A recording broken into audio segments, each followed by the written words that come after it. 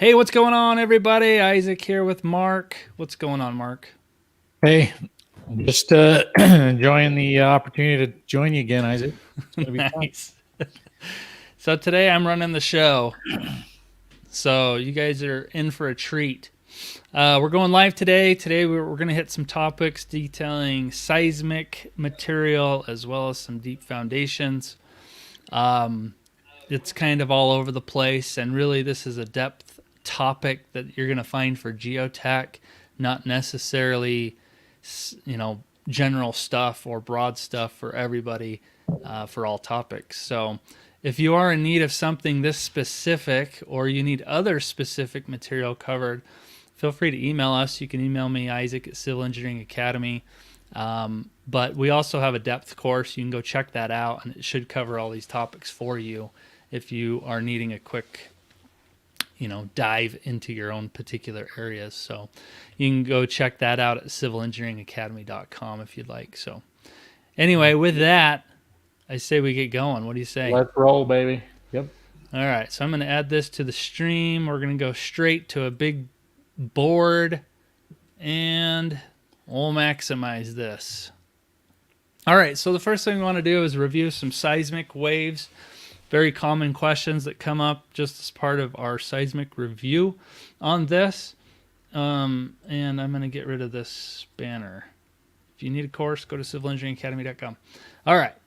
So first thing we want to do is review seismic waves. And one of the things we get asked quite a bit is kind of the difference between these. So, this is a lot of seismic stuff that comes up specifically on the geotech depth can be theory. So that's kind of why we hit it a lot. But all right, quick review. When an earthquake hits, you have two types of waves hitting. So for those in the audience joining us, if you're studying seismic material, what do you know what kind of waves are hitting? What are the two type of waves that are hitting when we have an earthquake? Anybody? We'll wait for just a second. Let's look at the comments. We're doing great work. Well, thank you. I know. For Oz. See that? I appreciate that. Yeah, I always appreciate that. All right. I don't know if anybody knows, but if you do know, leave a comment in the chat room and we will definitely check it out. So when an earthquake hits, you have two different types of waves hitting. And so what are they? They are called body waves and surface waves. And within that, I kind of gave a hint here. But within the body waves, there's two different types of waves as well. And Morgan got it. You got P waves. You got P waves, you got S waves. So if you do any research online whatsoever, you're probably going to come across some videos. This is a goofy one I found. No offense to any professor that might be watching this. What if somebody online's actually in the video? I don't know. But, you do any sort of research online and you can get a good feel of what a P wave and what an S wave is. You can also get a good feel of what a surface wave is. And so, I just threw this in here because I thought it was, a fun video showing some humans. Let's see if I can, hopefully you guys can see this. So here's your example of your P wave. P wave stands for pressure wave. So the guy jumps, hits a guy. These guys are acting like molecules. But basically, when you have a P wave, these are called primary waves or compression waves. So if I can write this down, let's see. P waves are primary waves. Or they're sometimes called compression waves. And they, just like this example showed, a guy hits them and they just kind of move back and forth. Kind of like a slinky if you were just to give it a kind of a push. It just move back and forth. An S wave, slightly different. I don't know if there's a good example this guy does. I think it's right here. I won't show the whole thing. But basically he has them interlock their arms and he shakes one of them and they kind of shake like a snake. So an S wave, if you think of a slinky, it's kind of doing that S. It's kind of making that S snake move. So you've got your S waves.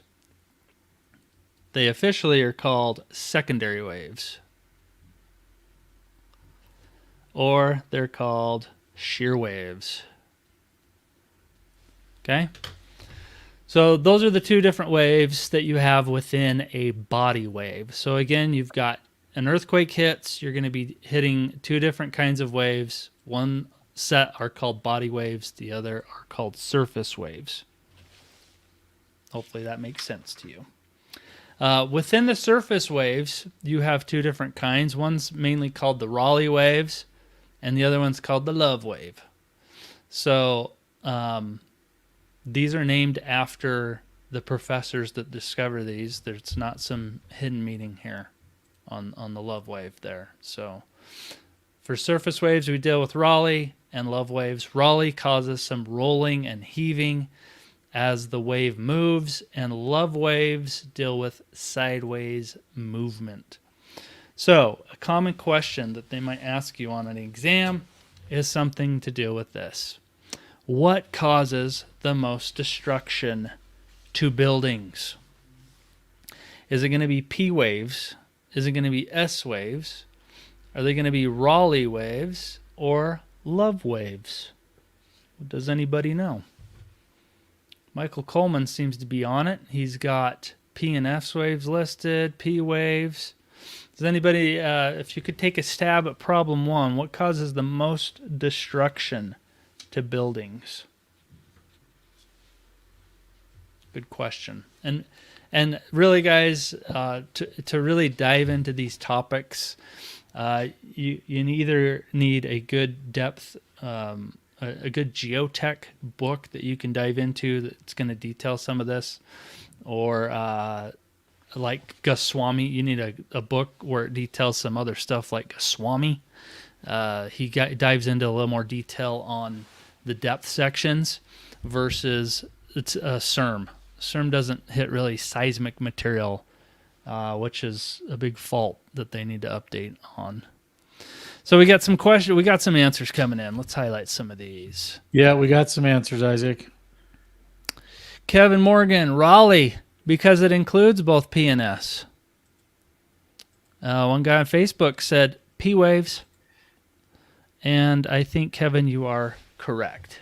So Raleigh waves are produced with P and S waves. They involve both vertical and horizontal particle motion. It can cause quite some damage. Love waves do as well, obviously. But from everything that I have read and experienced, the Raleigh waves are surface waves, and they produce ground motion in both vertical and horizontal directions. And you basically can have buildings, rolling, so they're being lifted up and they're dropping to the ground. Hey, Isaac.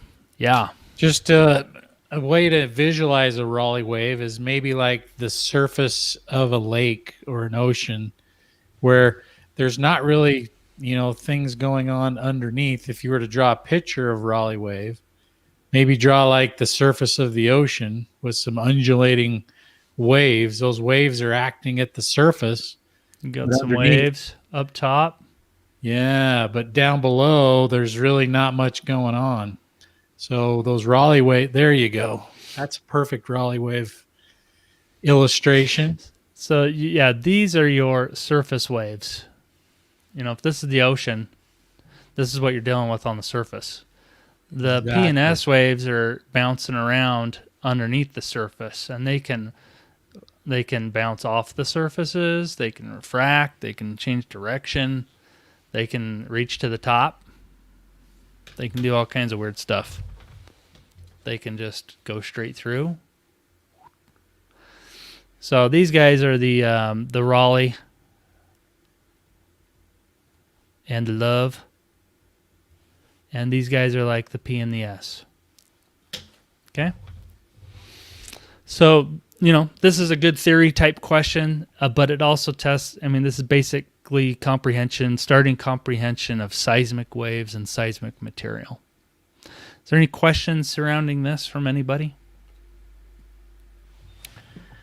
I'm not seeing any questions pop up, Isaac. It looks like you're nailing it. Anyone getting on the love train? All right. Cheesy dad jokes. All right, let's go to problem 2. All right, problem 2 we're going to talk about real quickly is liquefaction. So a quick review of that is that liquefaction occurs when saturated sands break down rapidly due to an applied load, like an earthquake. As the shaking continues, the loosely packed soil attempts to move closer. There's not enough time for the water to escape, so the water ends up being confined and the soil doesn't get closer. So to make this happen, you basically need 3 things to occur. You need a saturated soil. So this means you got water. Okay? You need rapid loading. You need an earthquake. And 3, you need soils that are susceptible to this. Basically, a sand. So something round, clean, uniform, has a low effective stress, low density. We're talking about basically sands here for this. So again, this is a topic that can range in a lot of different areas, but really I just wanted to hit some conceptual stuff here with you on this, and we'll dive into other topics here shortly. So problem 2, I wrote here, which combination will most likely lead to liquefaction during a high magnitude earthquake? So giving that quick little review, we got to use some engineering judgment here. And if you're in the audience, you can participate if you would like. So let's look at it. A, ground made up of multiple layers with a large amount of groundwater. B, sand with no groundwater. C, soil strata made up of multiple soil layers with little groundwater. Or D, ground made up of rock with little groundwater. So let's just go through these a little bit. A, if you have a ground made up of multiple layers, you have a good chance one of those layers is sand. And if you have a large amount of groundwater, then that's definitely a choice we want to select. B, sand with no groundwater. If you have no groundwater, you're not going to have liquefaction. You need to have a groundwater, right? Some sort of water involved here. Saturated soils. Kevin's got it. And let's see. Jeff Smith got it. Excellent. Yeah. It looks like most people are honing in on the right answer, Isaac. You got it. So C, soil strata made up of multiple layers with little groundwater. That's, you have no groundwater again. And then D, ground made up of rock with little groundwater. Again, no groundwater, and you're dealing with rock. So rock's a good thing. You're not going to have liquefaction with the rock. It's not low density. So good job, guys. The answer here is A for sure. That's your best choice. You have a best option of hitting sand, and you're dealing with water. Let's just look at this one, problem 2A. It's been determined that a proposed construction site is on a liquefaction susceptible location. Which statement is true about this location? Do you want to avoid construction here? Do you want to improve the soil strength, drainage, and density? Which one of these is true? True. Improve the soil strength, drainage, and density.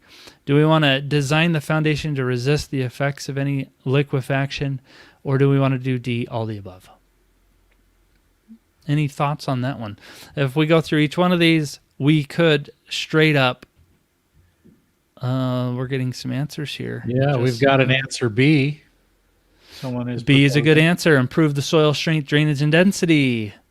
And D is also a good answer. So now the secret here is this is the kind of crap they might throw at you on the PE where you're going to have good answers. So you have to really think about it. In this case, you could straight up avoid construction here. That is an answer that is acceptable. If you found liquefaction in an area, you could avoid it. B, it's not, it's probably not ideal if you have to build there, but if you could avoid it, you could. That's a true statement. B, improve the soil strength, drainage, and density. Yes, we could do that. There's lots of methods that you could use to improve the soil, the drainage, and the density to try to remove liquefaction potential. C, design the foundation to resist the effects of liquefaction is also a possibility. You could go deep. You could build to a rock layer, get a deep foundation going. So the answer here really is D, all the above. Okay? And so these are the kind of questions that you could potentially see on the PE exam, where you have lots of good options, and you just need to think through every option here and make the best selection. So you guys definitely were catching on there. Good job, everybody. Any questions just loosely regarding liquefaction before we dive into something here a little deeper with liquefaction? Probably not yet. Yeah, I'm not seeing any questions here. I think you nailed this one again, Isaac. Good job. Oh, I like that. I keep nailing these things. You're nailing it. If I screw up, I'm sure the audience will let me know quickly. All right, let's dive into something a little more juicy here. Problem number 3. So we want to do another quick review of what CSR and CRR are. Wow, that's a lot of R's. To evaluate liquefaction potential, you can use 2 methods to evaluate. One of them is called the CSR, and the other one's called the CRR, which stands for cyclic stress ratio and cyclic resistance ratio. So what CRR means is it represents the capacity of the soil to resist liquefaction. That's simply what it is. And CSR represents the seismic demand on the soil and is a ratio of the horizontal shear stress to the vertical effective stress. Pretty straightforward. This could be likened, I believe we said, to a Poisson's ratio. Yes, the CSR could be likened to the Poisson's ratio. The Poisson's ratio. So I can't even spell Poisson. Poisson ratio. So very similar to that. So if we look at an equation, I'm going to show you the equations as we solve these problems. But if you are diving into these topics, my hope is that you have a reference or some sort of material that you can reference to determine these equations. Okay? But we'll go through this anyway. So problem number 3. Groundwater for a site was 12 feet at the time of the testing. The average horizontal shear stress was 500 pounds per square foot. Based on corrected blow counts, the CRR was determined to be 0.4, which also includes the correction for a 7.5 magnitude earthquake, which is a severe earthquake, right? That's a doozy. Yeah, and I think that's the benchmark. Well, it's not the benchmark, but it is classified as a severe one for sure. Yeah. So the question here is, what is the factor of safety against liquefaction for the sand below the water table, given the density is 115 pounds per cubic foot and the saturated density is 118 pounds per cubic foot? So we got a little diagram here. You've got sand going down. You've got water table down here at 12 feet. You've got a clay layer down here at the bottom. So what we could do is, the first thing that we need to do is determine the vertical effective stress at the midpoint of the saturated sand layer, which is going to be right here. Boink. So first thing we're going to do is solve for that. So what's effective stress? We have to take that first layer, which was determined as 115 pounds per cubic foot. And I'm not going to write down all the units here. We're going to multiply that by the thickness here of 12 feet. That's the layer that we're dealing with. Now we have to add the next layer here. It was 118 pounds per cubic foot. And we're going to subtract out the pore water pressure, which is 62.4 pounds per cubic foot, and multiply that by 4, which gets you down to halfway point of that sand layer. Is everybody clear on how to solve for effective stress? Hopefully so. That's if you're in the geotech world and you're studying for this exam, you should know how to solve for the effective stress at a certain level. down there. All right, so if I punch that out, I get an answer here of 1602.4 pounds per square foot. So that gives you your vertical effective stress at the midpoint of the sand layer. The next thing we have to do is calculate the cyclic stress ratio, which is CSR. And the equation for that is this. We said it was a ratio, right? Up here, it's a ratio of the horizontal shear stress to the vertical. So there you go. So we've got a ratio of the horizontal shear stress to the vertical shear stress, or effective stress, sorry. And that's your equation for CSR. We were given what the horizontal shear stress was. And in all honesty, I'd probably write down what each of these values were right over on the side, just so it's a quicker reference for me, you know. Horizontal shear stress was given to me as this. CRR was given to me as 0.4, but it says this also includes a correction for 7.5 magnitudes, so that's for a CRR of 7.5 magnitude. We're solving for the factor of safety, and you were given these. You could write in the layers if you wanted to. So this is pretty straightforward. This was given as 500. And you're going to divide that by what we just solved for, 1602.4. And I get an answer here of 0.312 is my ratio. Okay, now that we got that, we can solve for our factor of safety. There is an equation that lists to solve for the factor of safety is equal to your CRR of 7.5. And you divide that by the CSR, and that gives you your factor of safety against liquefaction. So if you simply just solve that out, your CRR of 7.55 was given as 0.4, and divide that by the CSR we solve for, 0.312. If my math is right, I get an answer of 1.28. Boop. So these are the equations that you're going to need to know if you're solving for CRR and CSR. Which will help you out. And so like I said earlier, you need to have a good reference, a good book, a geotech depth book.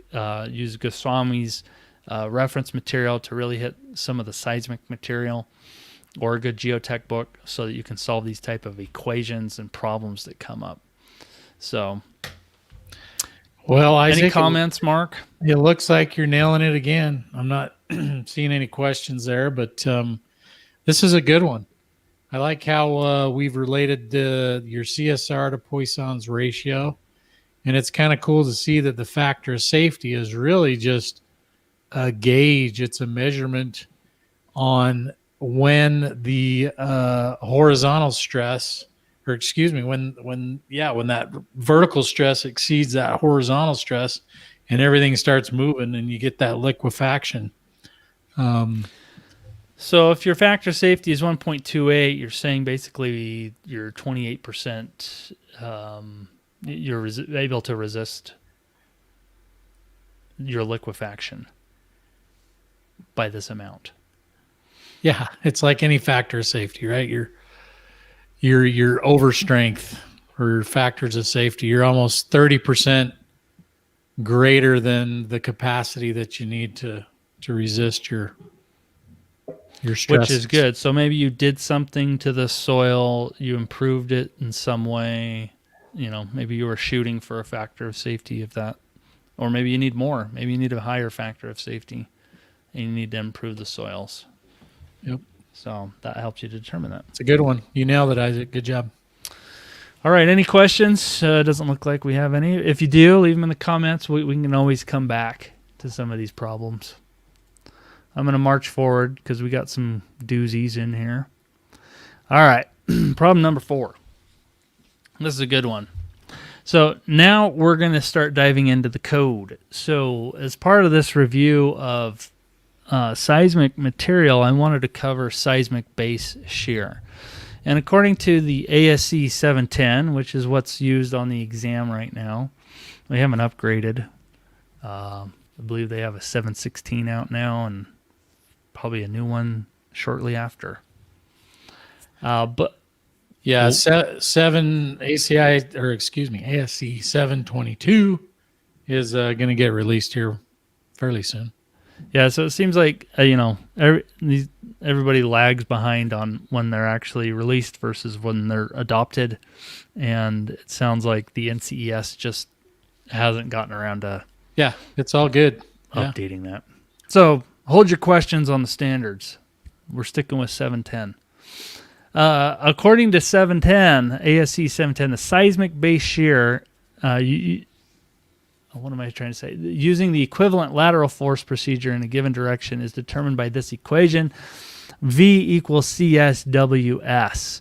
And so what we want to do is quickly review the ASC 710, which kind of gives you the whole breakdown of how to solve for this this type of equation. And then we'll do a quick problem. So seismic base shear, just like I said, is given by this equation, this 12.8-1, where V equals CS times W. CS is the seismic response coefficient. So if you likened, what we're trying to solve here to F equals MA, we're finding a force that's hitting the building that's happening on that very ground level, and you're taking some sort of earthquake information that we're going to plug into the CS value, and we're going to multiply it by W, which is basically the weight of that building, the effective seismic weight. And sometimes, when you're solving these things, like California, we're in Utah, we have high seismic loads here in Utah. Sometimes these values for CS, that you're multiplying by the weight of the building can get quite high, almost two times the weight of the building. If you took like a 10-story building and you can imagine how much that weighs, and then you're multiplying that by 2, that's a lot. Yeah, Isaac, you can attribute that, or you can equate that equation to Newton's, good old F equals MA equation, right? So you can have a given mass, which kind of relates to your W, but the higher the acceleration, right, the bigger the force, or the bigger that V, the bigger the shear is going to be. So yeah, you can think of it that way as well.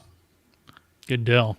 So as part of that, like I said, we have to find out what the CS value is, and it kind of just runs you through a lot of equations that you will need to find some variables for. So if you jump to 12.8-2, you have to find what that CS value is, which is the seismic response coefficient, and that you can see here that it's equal to SDS divided by R over I.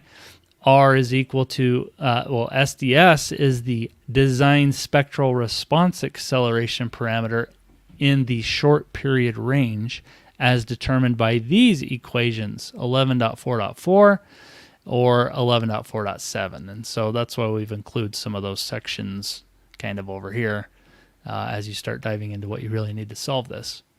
R is the response modification factor pulled from a table. IE is the importance factor determined in accordance with this section 11.5.1. And they can't exceed the values of CS computed. You have to follow these rules as part of this code. So your short period T has to be less than TL for this equation, 12.8-3. If T is greater than TL, then you got to use 12.8.4. And it can't be less than this guy, 12.8-5, where CS is equal to this fun equation. And Isaac, it's worth noting that seldom does that equation 12.8-5 apply. It's very rare that happens. Okay, good to know. So, as diving into this, you got to find what SDS is. So if you're going to go find what SDS is, we're going to section 11.4, and you'll see that SDS is equal to these guys. So it's SDS is equal to 2/3 SMS. and then you got to go find out what SMS is, which leads you to this section over here. And I've kind of just copied and pasted a lot of this for you guys to look real quickly, but you would have to thumb through this, and hopefully you've got this tabbed up pretty well for your own exam, so you're not thumbing through things like crazy. Or you've practiced enough problems that you just know what you need, is really the ideal situation. So, okay, so eventually you drill down to what SMS is, which was titled here, Site Coefficients and Risk-Targeted Maximum Considered Earthquake Spectral Response Acceleration Parameters. The MCE, Spectral Response Acceleration Parameter for short periods, which is what SMS is, and 1 second periods, so SM1, adjusted for specific site class effects, shall be determined by these equations. So this stuff is pulled from maps and data. You've got seismologists that are out there pulling, they've got measured locations on maps, and you can pull this information from those locations. So SS is listed here. So if you look at what SMS equals, it's equal to FA times SS, and SM1 is equal to FV times S1. So SS is the mapped MCE, spectral response acceleration parameter at short periods as determined in accordance with this section, 11.4.1. And S1 is the mapped MCE, spectral response acceleration parameter at a period for 1 second as determined in accordance with 11.4.1. Where site coefficients FA and FV are defined in tables. Mark, you brought up some good comments about this in some of your studies before. What did you say on that? Yeah, just that those mapped accelerations are always expressed in terms of percent of gravity, percent of the acceleration of gravity. And like you were talking about, there's two separate maps, both one for the long period and one for the short period. One for the long period is the 1 second period, and the short period is the S sub S value. You need to make sure you're looking at the right maps as you're kind of thumbing through your ASE 7. But yeah, they're just they're spectral response values that are derived or determined from seismologists that have actually gone out there and hooked up a seismometer and measured percentage of gravity accelerations for given events, given seismic events. And so they think they got a pretty good beat on how much acceleration is going to happen in a given area based on those maps. Okay, good.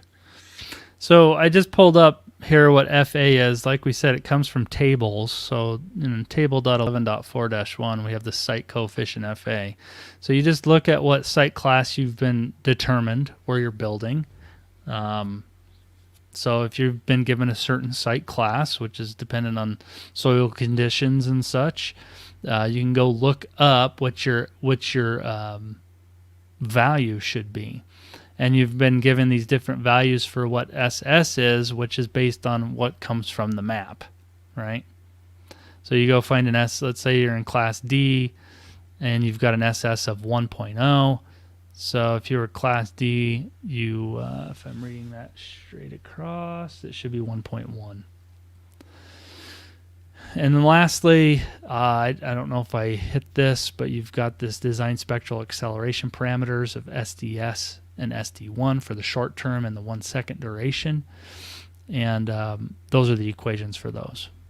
So my point in showing you all of this is that you take a simple equation, V equals CS times W, and you realize that there are a lot of different pieces that you may need to solve for this equation.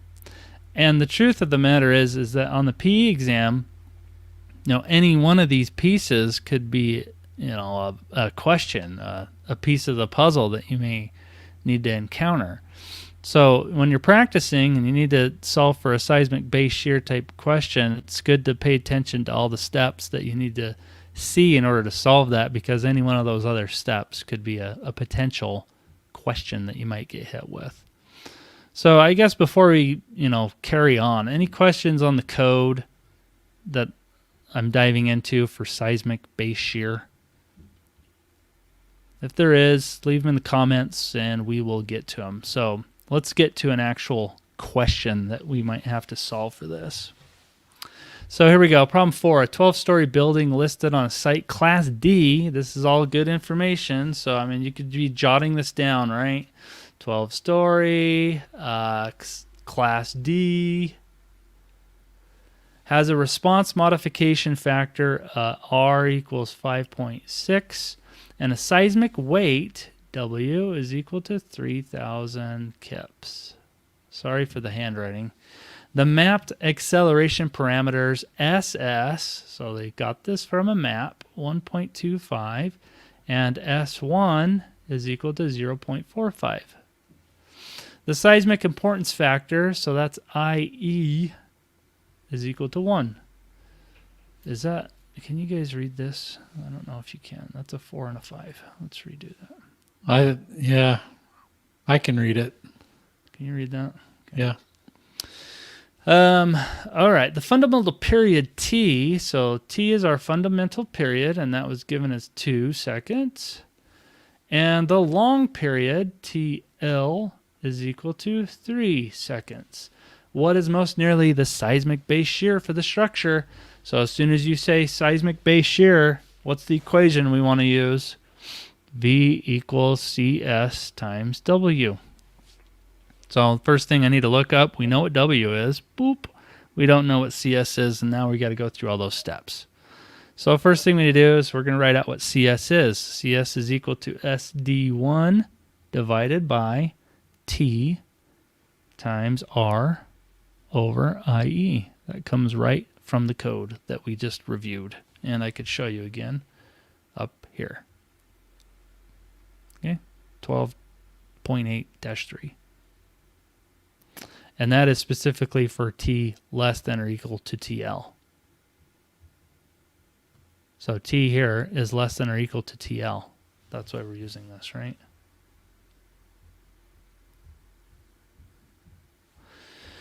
All right.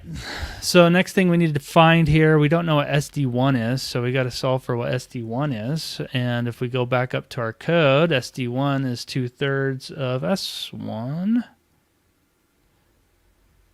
2/3 S1, which equals 2/3 times 0.45, which equals 0.3. This is your 1 second spectral response. So now we can say that CS is equal to 0.3 divided by 2 times, 2 was given as T, right? Plugged in 2. And R was given as 5.6. Divide that by 1. And that equals 0.027. So there's your seismic response coefficient. So there's some other parts to this. We can't just assume that's all we need here. We have to calculate now the minimum CS. Make sure we're all kosher and valid here. So next thing we need to do is calculate the minimum. That equation was given up here as CS is equal to 0.044 times SDS. That's a D times IE. And that has to be greater or equal to 0.01. So now we have to find what SDS is. To find SDS, you have to solve for SMS, which is, so SDS is the short period. To solve for that, we have to find the max period, which is what SMS is.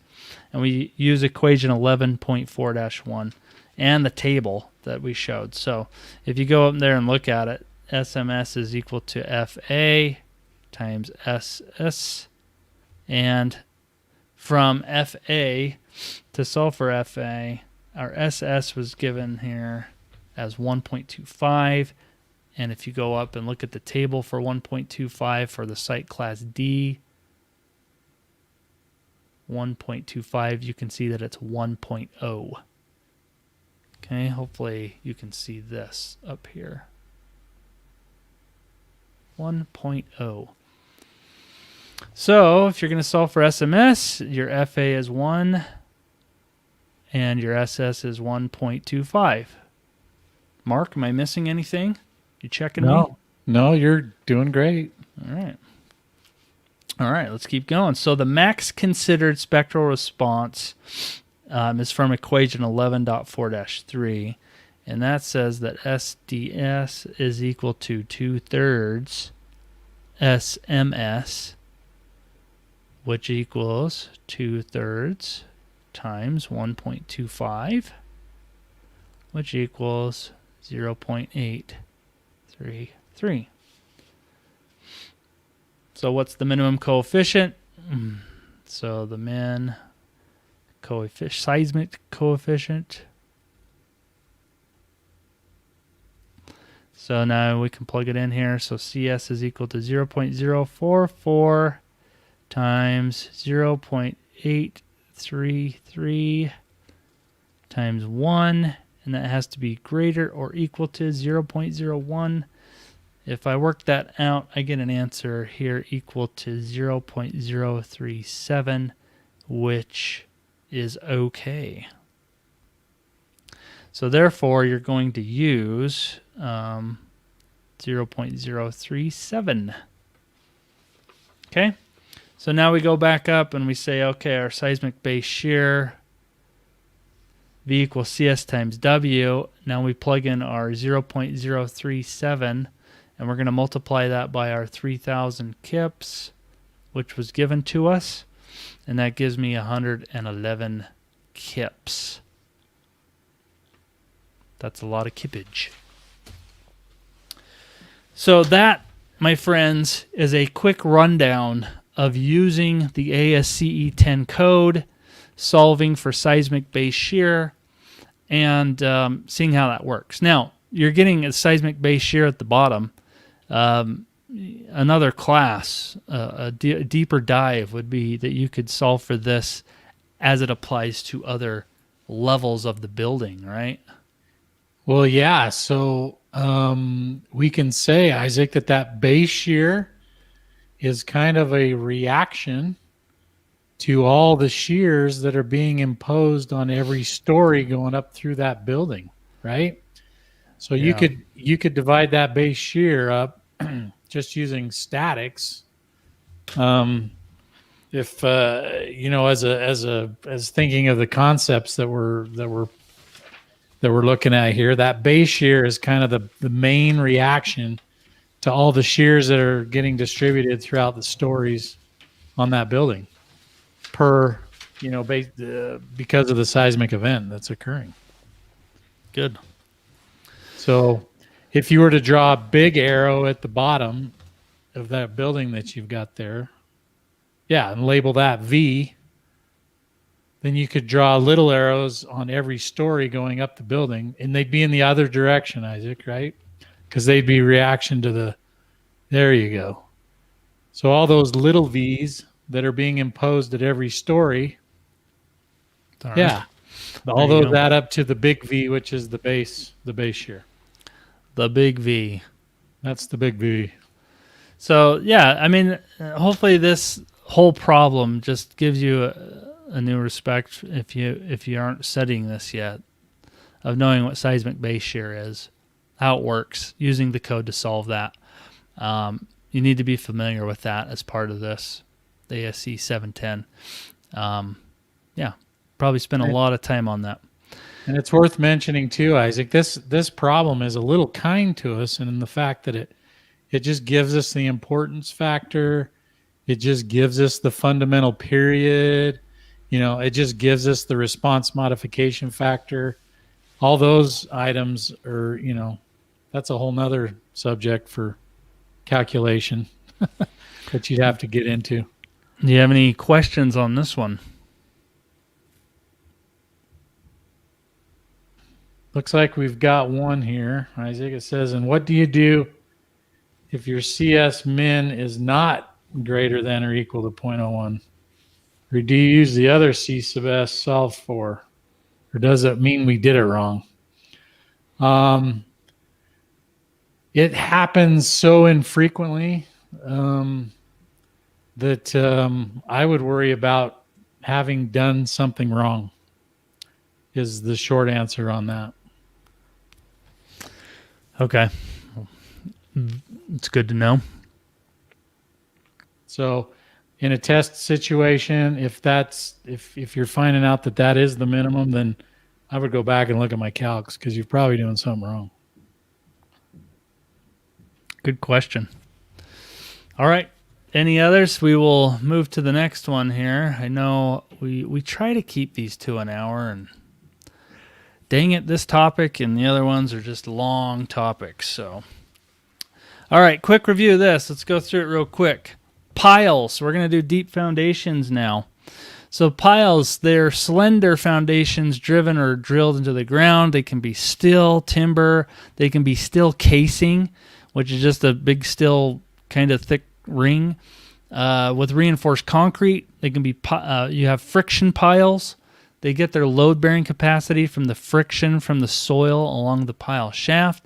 You have end-bearing piles. They get their bearing capacity from the soil layer below the pile and transfers the load to the rock or a hard layer at the very bottom. When are they used? They're used when shear strength of upper soil is insufficient or too weak to support the load. So if you have crappy soil on the top and you got to get deep. They're used when you have expansive soils or collapsible soils or really compressible soils that are present. They're used when foundation soils have scouring effects. So if you're thinking of building across a river or something where you've got moving water, you're probably going to want a deep foundation. They're used to resist horizontal forces and support vertical loads. They also resist lateral and uplift forces in structures like transmission towers or offshore platforms. I have used these a lot in my own industry for some transmission structures, and they can get very large when you start modeling these things. So like I said here, get a good geotech textbook for these kinds of problems that come up. You know, you could also be dealing with group piles, skin friction, installation methods. Those are usually theory questions. Pile dynamics, testing, integrity test. These are all topics that come up. Today we're just going to hit capacity using skin friction. You want to check out the CERM Chapter 18 for this. There are several different ways of calculating skin resistance of pile and clays. One of the methods is called the alpha method, and it's a very common method to solve. There's also methods called the beta and lambda methods. I'm not covering those, but the alpha method calculates skin friction as a function of the cohesion of the soil. So let's go through Isaac, this. You said CERM Chapter 18, but I think you meant CERM Chapter 38. Yeah, I think I wrote it right and said it wrong. Okay. 38. Sorry about that. All right, so let's look at this question. A 2-foot diameter pile, so we've got 2-foot diameter, is driven 50 feet into the ground. That's going to be our length. This is diameter. Into a normally consolidated clay. That's good to know. The soil strength varies linearly from 0 at the surface. So if we have this thing drawn out, it's 0 at the surface down to 1200 PSF at the pile tip. The estimated adhesion factor is 0.8. So that's what this symbol is the adhesion factor, alpha. What is the total capacity of the pile? So if you go to Chapter 38 and you read up on piles, you'll find that our total capacity, Q, is equal to the QS plus QP, or the skin plus the tip pile capacity. And you will also see that QS is equal to the summation, if you had multiple layers of alpha, times SU, which is our undrained shear strength, times your delta L, or length, times the perimeter. So here we go. We've got some variables. We can start looking at what we need to do here. To solve for SU, what did we get here? The soil strength, which is our undrained shear strength. We could write that here. SU is equals 1200 PSF. In the case of the equation, though, we want to find the average soil strength. So to solve for SU, we take 1200 plus 0 at the top, divide it by 2, and you get 600 PSF. That is the average soil strength on this pile. So we understand that because in the problem it says that it varies linearly from 0 down to 1200. Okay. It varies linearly, which is why I tried to draw this out like that. We know the length is given to us. We need to solve for perimeter. P is equal to pi times d. So that's equal to 3.14 basically times 2. So something like 6.28. And now you can solve for what QS is. QS is equal to 0.8 multiplied by 600 times 50 times 6.28, and that equals 150,720, or I'm going to just round it, about 151 kips. Okay? Are we cool there? Everybody, did I put you to sleep yet? Wake up, Kevin. I'm not seeing any questions, Isaac, so you must be nailing it. All right. Well, now that we've solved for QS, I'm going to scroll this down a little bit more. Whoops. All right. Now we need to solve for the tip.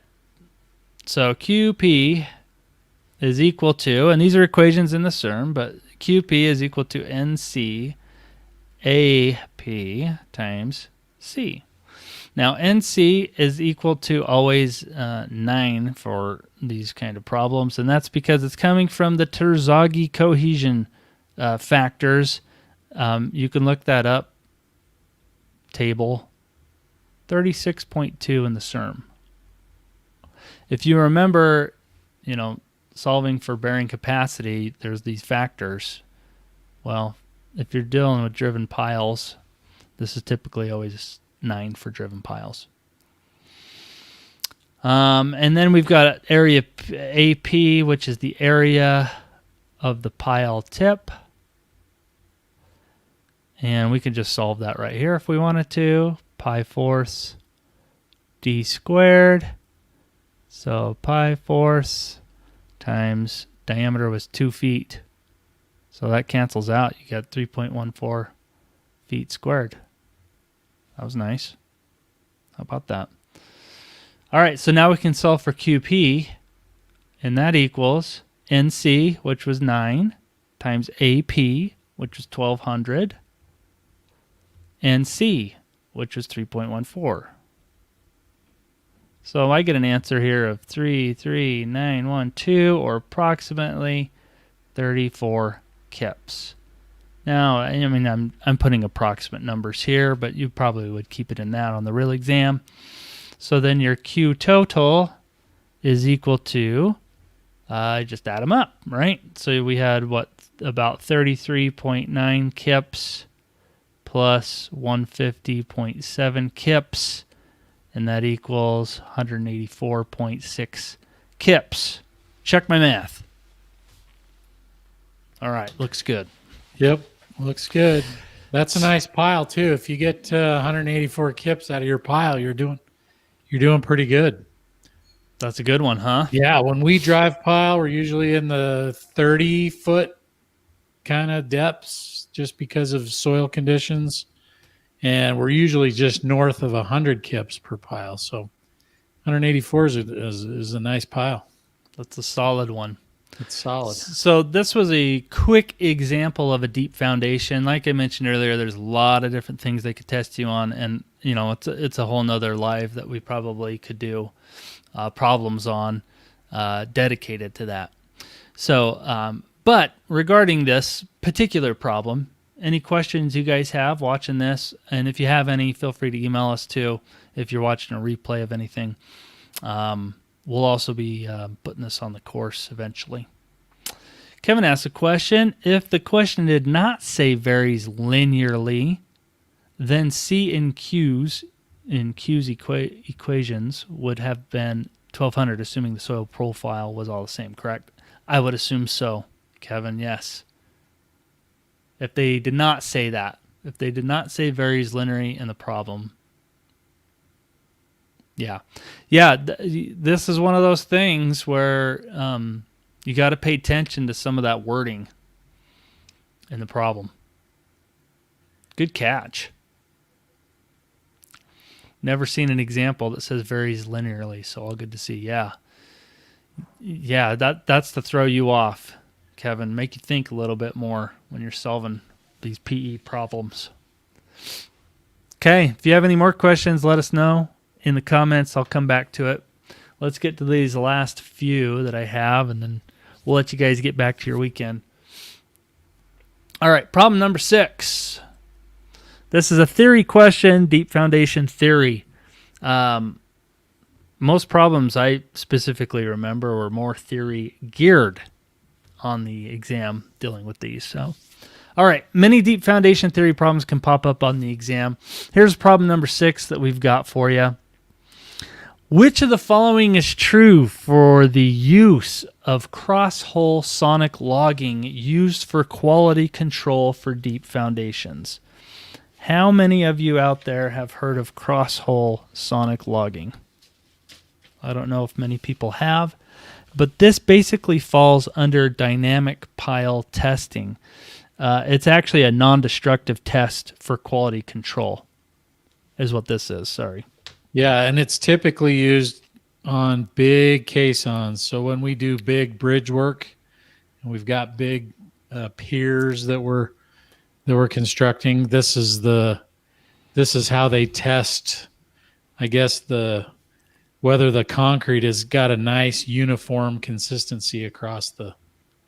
Michael's heard of them, and to be honest with you, I use these all the time when I do project management now. But in the transmission world, if we hit groundwater and we could not get, if it was considered a wet hole, then we would use cross-hole sonic logging to test the installation of their work and see if there was anything wrong with that foundation at specific levels of that foundation, because you want your foundation to be solid, and there's a specific point on that foundation where it sees the maximum loading on it, and if you have problems at that spot, then you've probably got problems. So. Yeah, you just don't want big honeycombs, big voids in your concrete matrix. Blowouts with soil coming into it. Exactly.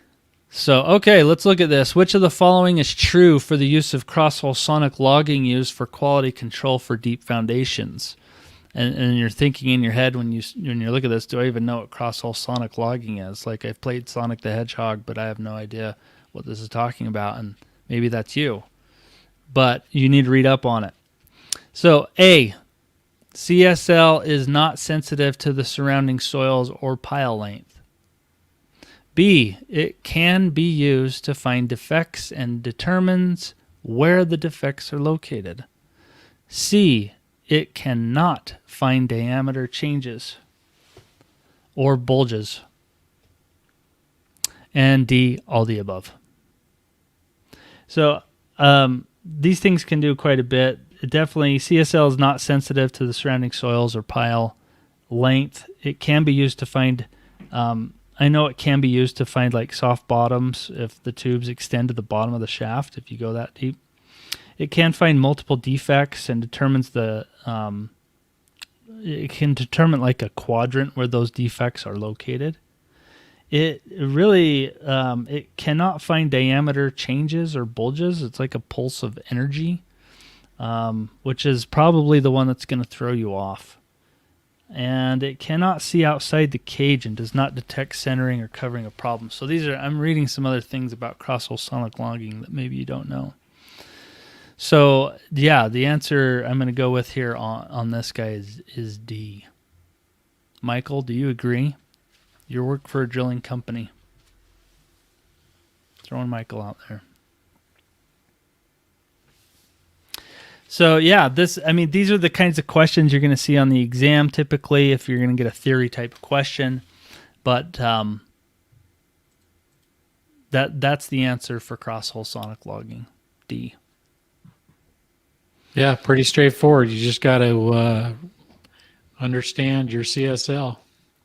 So, like I said, to try to wrap this up and keep you guys here for an hour, get a good textbook, get a good geotech textbook that you can dive into some of this material if you haven't already. I mean, we're sitting in April already, so the exam's coming up. I mean, hopefully you've got something going already, but for future test takers, make sure you do have a good textbook.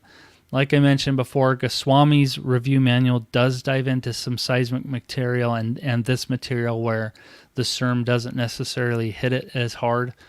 But I think between a good textbook and that, you should probably be okay on the exam. But if anybody else has any other resources, we are game to hear them. Another good resource is just generally studying some seismic material in general. And I know many people in California do have to take the seismic exam, and there's some good resources built for that exam that could be applicable to this particular depth exam. So, Mark, any last thoughts before we wrap this up for the day? No, man, I think you nailed it. I think you did a great job here. I'm not seeing a lot of questions, so that means everybody understood exactly what you did. Good. I hope so. Like I said, guys, if you guys need help with anything with the PE exam, don't hesitate to email us. We are around. You can reach Mark at civilengineeringacademy.com. I'm Isaac at civilengineeringacademy.com. That's ISAAC. If you do need a course, whether that's FE, PE, or specifically to your depth, our course for the depth section includes all material, so you're going to get it all, even though you might not want it all, but that's pretty sweet. And you can go check it all out at civilengineeringacademy.com, and that's going to probably wrap it up for us. Yeah. All right, guys. It's going to be it. Thanks for letting me join in, Isaac. It was fun. No problem. Everybody have a good weekend, and we'll see you on the next live workshop. See ya.